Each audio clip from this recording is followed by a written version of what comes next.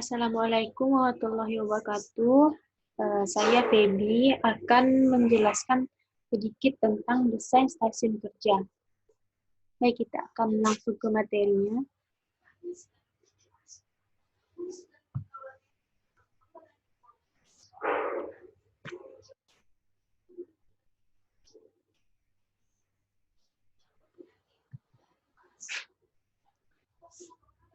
Di sini kita ke pengertiannya dahulu.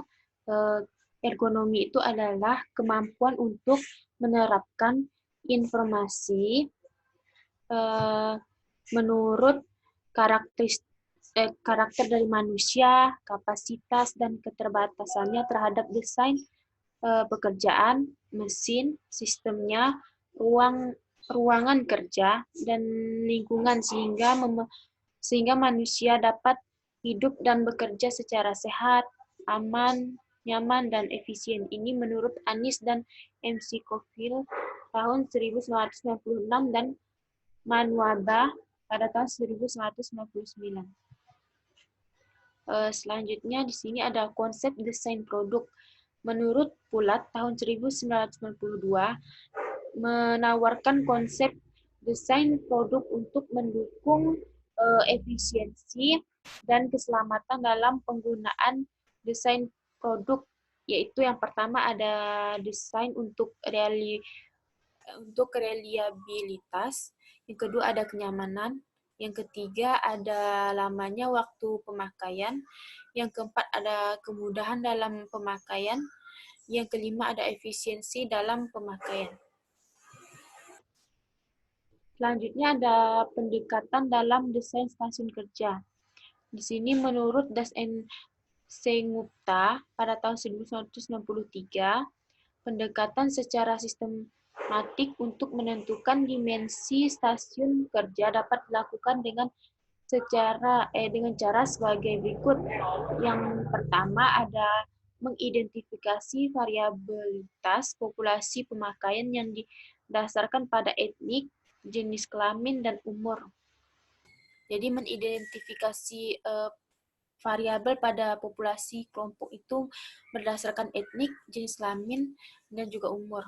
Selanjutnya ada yang kedua, yaitu mendapatkan data antropometri yang relevan dengan populasi pemakai. Yang ketiga ada dalam pengukuran antropometri perlu mempertimbangkan pakaian, sepatu, dan posisi normal. Apalagi waktu penimbangan, jadi pakaian, sepatu itu diperhatikan. Yang keempat ada menentukan kisaran ketinggian dari pekerjaan utama, penyediaan kursi dan meja kerja yang dapat di-setel sehingga operator dimungkinkan bekerja dengan sikap duduk maupun berdiri secara bergantian, jadi tidak monoton. Selanjutnya yang kelima ada tata letak dari alat-alat tangan. Kontrol harus dalam kisaran jangkauan optimal.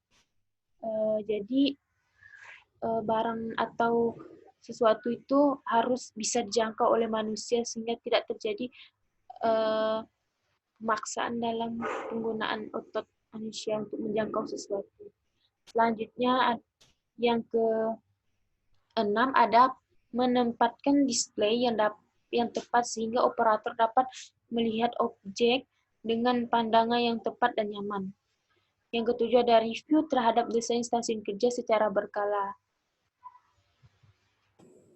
Selanjutnya di sini ada komponen dalam dalam sistem kerja. Di sini komponennya hardware. Terus area desainnya adalah desain dan tata letak komponen. Untuk pertimbangannya adalah proses, peralatan, dan akses. Untuk yang komponennya operator dan area desainnya adalah karakteristik fisik kecakapan. Yang kedua ada penerimaan informasi dan proses. Yang ketiga ada karakteristik individu dan sosial. Di sini untuk pertimbangan dari operator ini adalah yang pertama ada karakteristik tubuh, kekuatan, kapasitas kerja, postur tubuh, kelelahan, dan ketahanan. Yang kedua ada panca indera atau penglihatan, pendengaran, dan lain-lain, serta perhatian, daya ingat, dan lain-lain. Selanjutnya yang ketiga adalah umur, jenis kelamin, latar belakang budaya, suku, keterampilan, training, motivasi, kepuasan kerja, dan interest, kejenuhan, perilaku, dan lain-lain. Selanjutnya yang komponennya software, untuk area desainnya adalah performansi bebas kesalahan, dan untuk pertimbangannya adalah standar operasi, buku penuntun, dan simbol, dan lain-lain. Selanjutnya yang komponen lingkungan, untuk area desainnya adalah performansi yang aman dan selamat, dan untuk pertimbangannya adalah iklim kerja, kebisingan, penerangan, vibrasi mekanik, ventilasi, dan lain-lain. Selanjutnya untuk komponen organisasi, bagian area desainnya adalah organisasi personalia atau produksi, yang bagian pertimbangannya adalah waktu kerja atau istirahat, rotasi kerja, kerja bergilir, interest, kepuasan, tanggung jawab, interaksi sosial, dan lain-lain. Selanjutnya ada faktor manusia sebagai pertimbangan.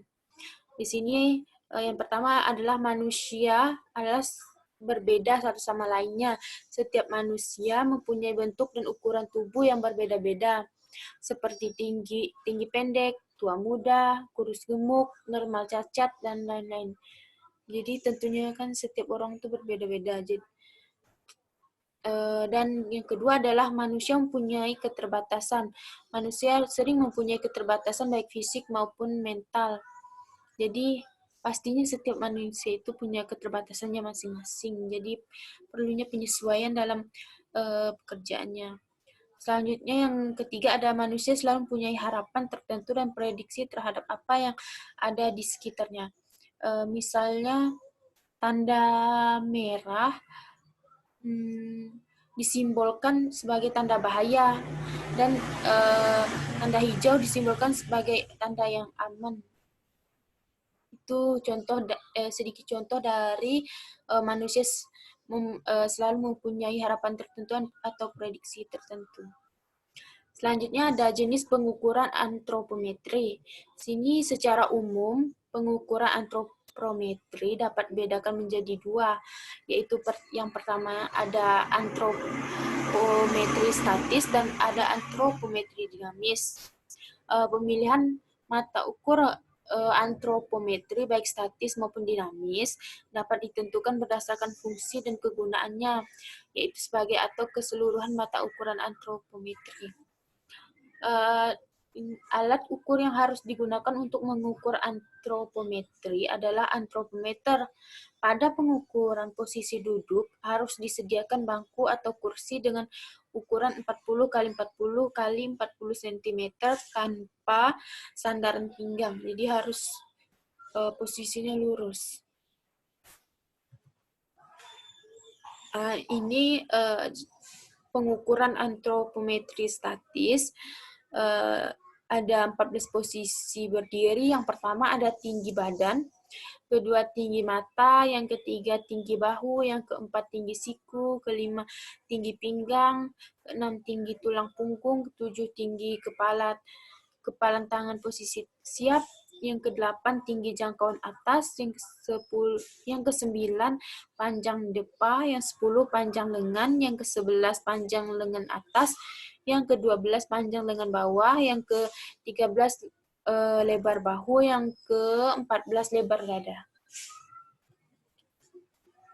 Selanjutnya ada posisi duduk. Di sini tinggi kepala yang pertama, yang kedua ada tinggi mata, yang ketiga tinggi bahu, yang keempat tinggi siku, yang kelima tinggi pinggang, yang keenam tinggi tulang pinggul, yang ketujuh panjang butok atau sampai lutut, yang ke-8 panjang butok sampai poplitel atau lekuk lutut. Yang ke-9 tinggi telapak kaki sampai lutut. Yang ke-10 tinggi telapak kaki sampai poplitel atau lekuk lutut.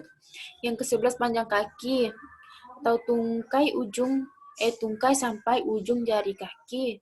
Yang ke-12 adalah tebal paha dan lain-lain. Di sini desain stasiun kerja dan sikap kerja duduk. Pulat 1992 memberikan pertimbangan tentang pekerjaan yang paling baik dilakukan dengan posisi duduk adalah sebagai berikut.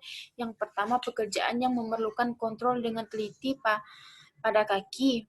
Yang kedua, pekerjaan utama dalam menulis atau memerlukan ketelitian pada tangan.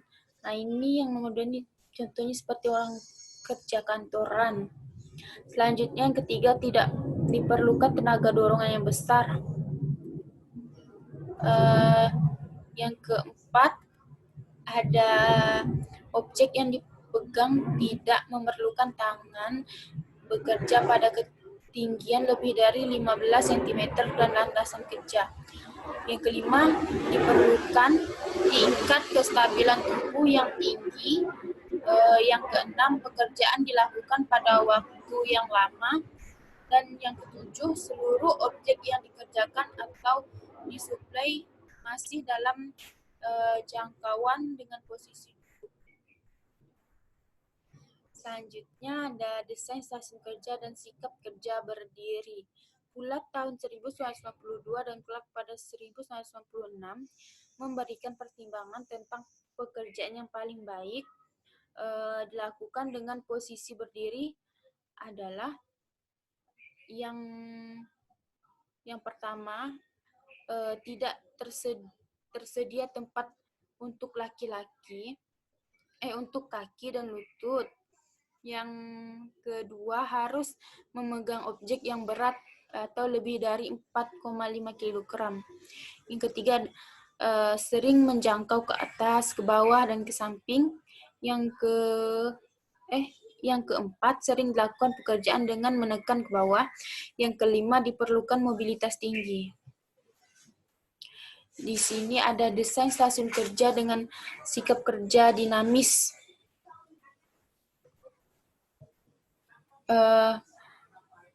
Clark pada tahun 1996 mencoba mengambil keuntungan dari dua posisi duduk maupun berdiri dan mengkombinasikan desain stasiun kerja untuk posisi duduk dan berdiri menjadi satu desain dengan batasan sebagai berikut. Yang pertama, pekerjaan dilakukan dengan duduk pada suatu saat dan pada saat lainnya dilakukan. Ini contoh gambarnya. Yang kedua, perlu menjangkau suatu lebih dari 40 cm ke depan dan atau 15 cm di atas landasan kerja. Ini contoh gambarnya bisa kita lihat. Selanjutnya yang ketiga, ada tinggi landasan kerja dengan kisaran antara 90 sampai 120 cm merupakan ketinggian yang paling tepat baik untuk posisi duduk maupun berdiri. Di stasiun kerja untuk sikap kerja dinamis atau duduk di suatu saat dan berdiri di saat lainnya. Sekian, terima kasih. Kurang lebihnya mohon maaf. Wassalamualaikum warahmatullahi wabarakatuh.